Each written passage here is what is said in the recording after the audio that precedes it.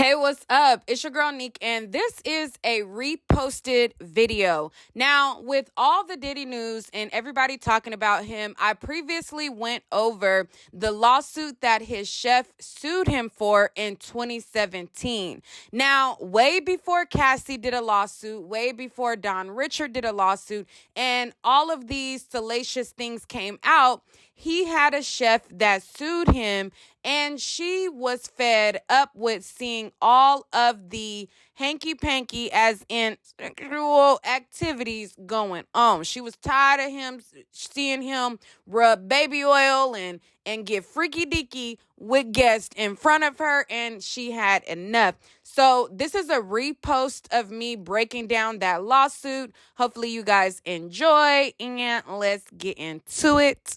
Lego. So this was published in 2019, and it says Diddy's former personal chef, who says she was subjected to sexual harassment and forced to work long hours without being fully compensated for overtime, settled the lawsuit she filed against the entertainer.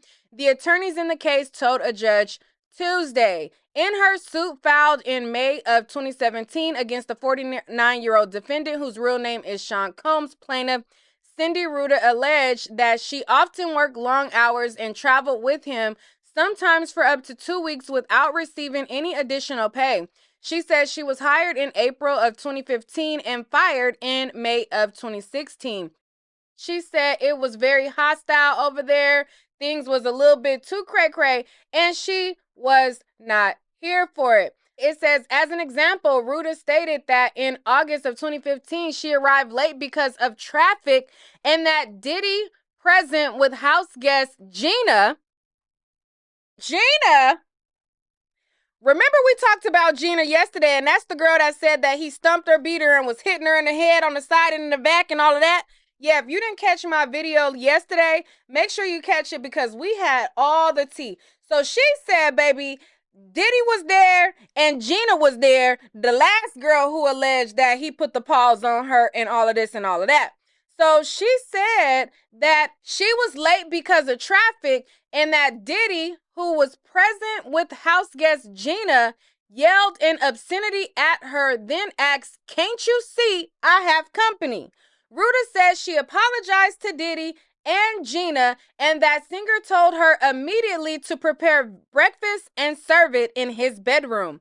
Ruta said that when she finished making breakfast, she brought the food to Diddy's bedroom and knocked first, and then entered to set up the meal. Upon entering, I noticed Mr. Combs and his guest indisposed and engaged into hanky-panky. So she talking about, listen, he told me that I better prepare the meal,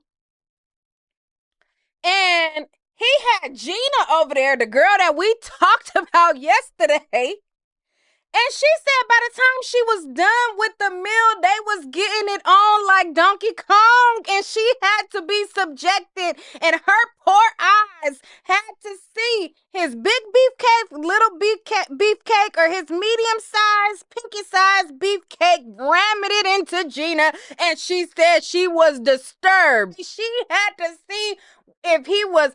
Now, you know he like peeing on folks. You know that he like, according to Carisha, she say that he be giving the golden showers.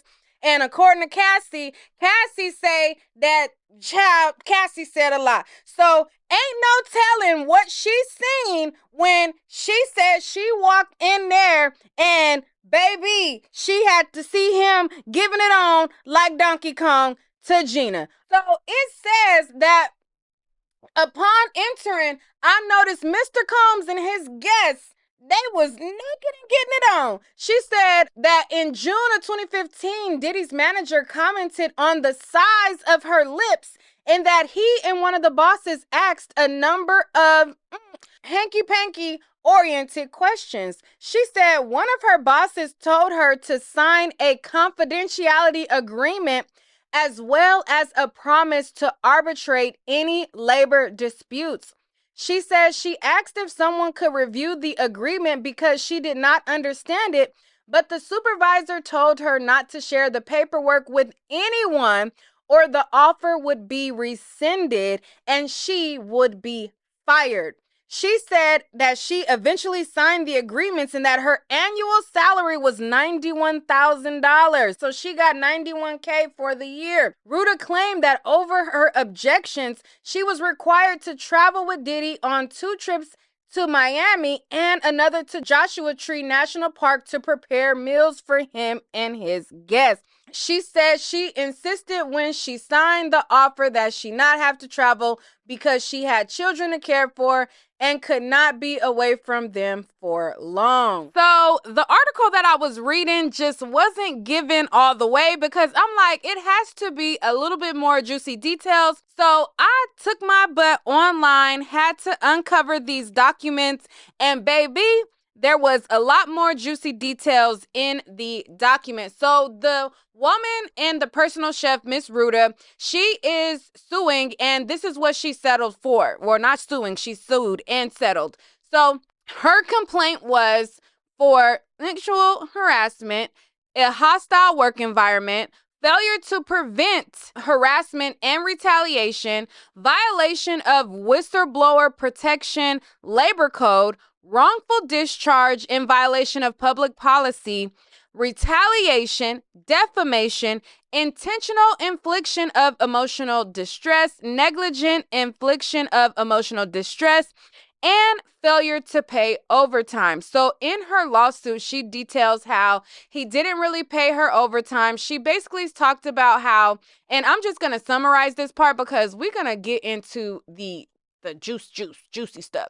So right around here, she basically talks about how she first started working for him on the weekends. He had a main chef at the time, and she would basically work Saturday and Sunday from morning to the night, and sometimes all the way up to 2 a.m. in the morning. And she was only getting $150 a day for that. She says that he made her a job offer to work throughout the week. She says the $150 was not enough to dedicate that much time, so she declined and she continued to pretty much work with him on the weekends. So then she talked about how she started traveling with him, and he made her another job offer to travel with him when he basically had gigs outside of California and he needed a chef. So she talks about how she traveled with him and she worked for all of these days and hours, and he did not basically pay her overtime for those times that she worked outside of a normal work day. So she says after her vacation, the plaintiff returned to her employment and was required to work daily 9 a.m. and be available to work until midnight. So once she first traveled with him, she then traveled a second time with him, and she brought it to the attention of her friend, and she's like, listen, I should be getting compensated for these extra times that I'm traveling with him. And her friend basically told her that she needs to start keeping track of her hours and things like that. So she having been instructed to keep track of her hours, the plaintiff believed that she would be paid per the hours she worked and reported. However, defendant continued to pay the plaintiff an exempt employee. Plaintiff made no less than 3 or more complaints to Stacy's friend regarding additional compensation for excessive working hours. However, the plaintiff was only paid the flat rate until her termination around May 8th of 2016. In addition to her complaints regarding pay, the plaintiff also complained to Stacy's friend about inappropriate conduct and harassing confrontations while she worked. During her employment, plaintiff worked as a chef, and she also served to Mr. Combs and his guests the meals she prepared for Mr. Combs and his guests. The plaintiff was regularly summoned by Mr. Combs to prepare and serve entrees and appetizers to him and his guests while Mr. Combs and or his guests were engaged in or immediately following hanky-panky activity. She says on no less than one occasion when plaintiff was summoned by Mr. Combs to serve him a post-coital meal, as plaintiff entered the room, Mr. Combs was naked and made comments about his body to her and ultimately asked the visibly uncomfortable chef if she was attracted to or if she liked his naked body. So she's like, listen, I came to serve him food, and this fool got his eggplant dangling around, and he got the nerve to ask me if I like what I see. Okay, and then it says, on no less than one other occasion, while the plaintiff was in the kitchen preparing a meal, a male house guest of Mr. Combs approached her in the nude and asked her to look at his eggplant and admire his genitals after he had engaged in hanky panky with another house guest. The plaintiff was mortified and she complained to Stacy Friend.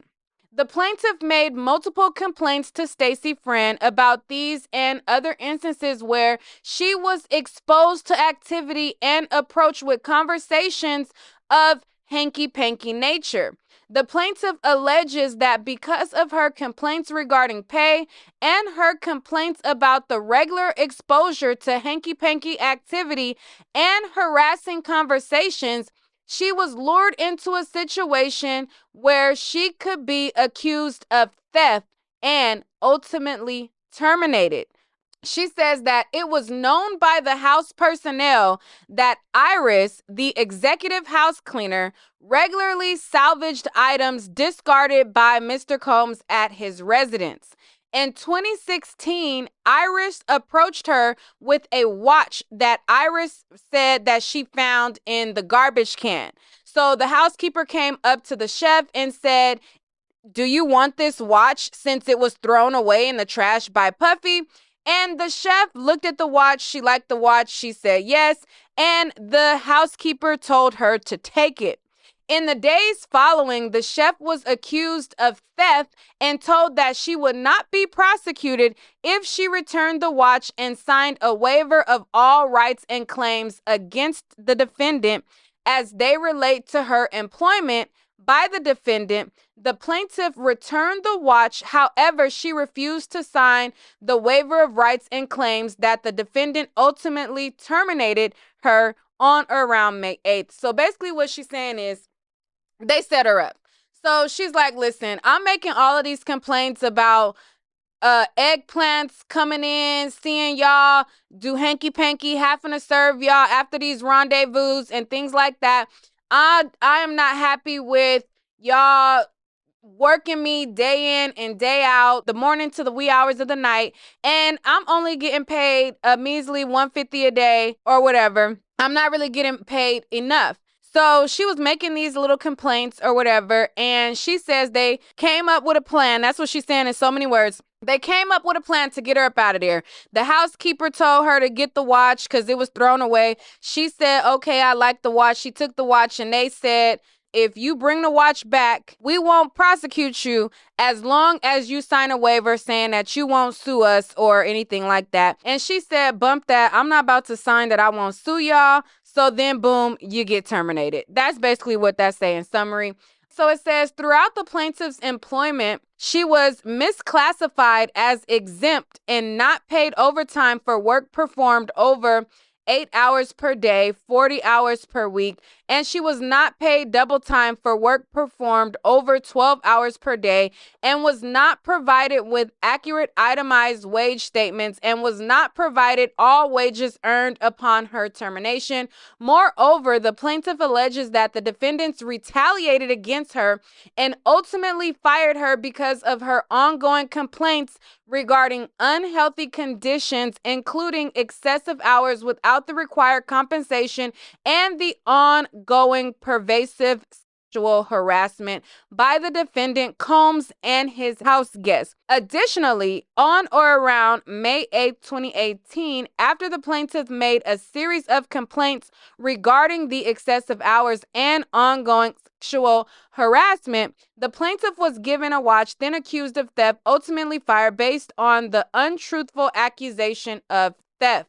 On or around May 4th, 2017, the plaintiff filed a complaint with the Department of Fair Employment and Housing and obtained a right to sue notice, which was thereafter served on all defendants via U.S. certified mail. It says that she realleges all of the allegations contained in the preceding paragraphs of this complaint as though fully set forth hereon, and she was an employee and blah, blah, blah, blah, blah, blah, blah, blah. It says, because she was a woman, the plaintiff was subjected to unwanted harassing conduct, including but not limited to verbal harassment, such as obscene language, demeaning comments, slurs, or visual harassment, including but not limited to exposure to offensive situations or objects, or unwanted sexual advances expressed or communicated through interpersonal relations in the workplace which were outside of the scope of necessary job performance and instead for personal gratification.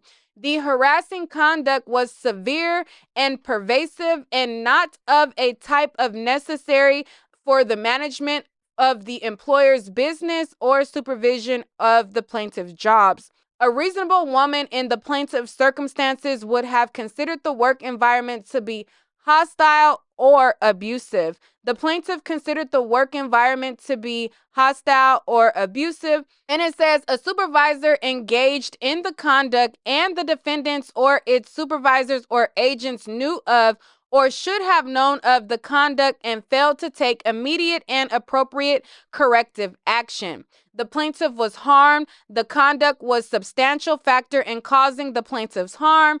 And it says the claimant is entitled to recover past and future economic loss, including lost earnings, and past and future non-economic loss, including humiliation, pain, and suffering. The claimant is entitled to recover punitive damages pursuant to Civil Code 3294. And it says that the plaintiff realleges and incorporates by reference all of the allegations contained, blah, blah, blah, blah. All right, so this is pretty much the lawsuit. She's basically saying it was a hostile work environment. She did not like the conduct. She did not like having to serve these people after these hanky-panky parties. And she did not appreciate being set up to be fired after she said she was not cool with what they had going on and she did not like what they was putting down. So this is pretty much the lawsuit. If you want to read through slowly, all you can do is pause and read. I'm going to slowly basically scroll through so that if anybody wants to read it, you guys can pause and read.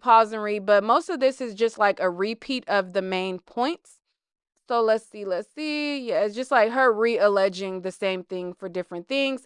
All right, so it says, in effect, during the pay period, corresponding number of hours, it says, as a result of defendant's unlawful conduct, the plaintiff has suffered injury. The absence of wage statements has delayed timely challenge to defendant unlawful pay practices.